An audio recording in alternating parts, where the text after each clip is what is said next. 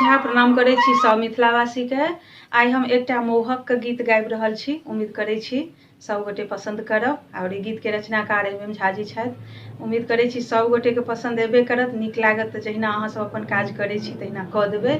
निवेदन हुनका से जे बाकी छी ओ चैनल के सब्सक्राइब कऽ देबै। धन्यवाद।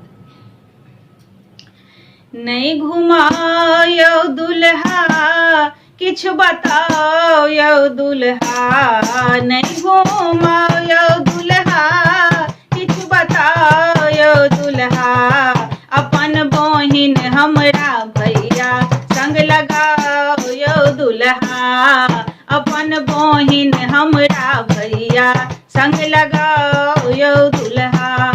अहाँ लाख लेलौं दहेज हम तऽ मुफ्ते में दऽ देब। अहाँ लाख लेलौं दहेज हम तऽ मुफ्ते में दऽ देब।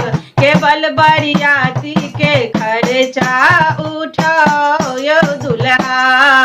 केवल बरियाती के खर्चा उठाओ यौ दुल्हा। अपन बहिन हमरा भैया संग लगाओ यौ दुल्हा। अहाँ के चाची बड़ नमकीन हमर चाचा बड़ शौकीन। अहाँ के चाची बड़ नमकीन हमर चाचा बड़ शौकीन। अपन चाची हमरा चाचा संग लगाओ यौ दुल्हा। केवल बरियाती के खर्चा उठाओ यौ दुल्हा।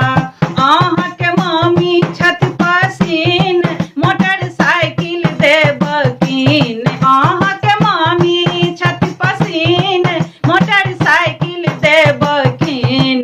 अपन मामी हमरा मम्मा संग लगाओ यौ दुल्हा।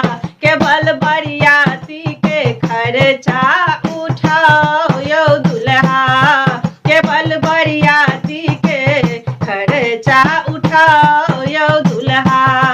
नहीं घुमाओ यौ दुल्हा किछु बताओ यौ दुल्हा।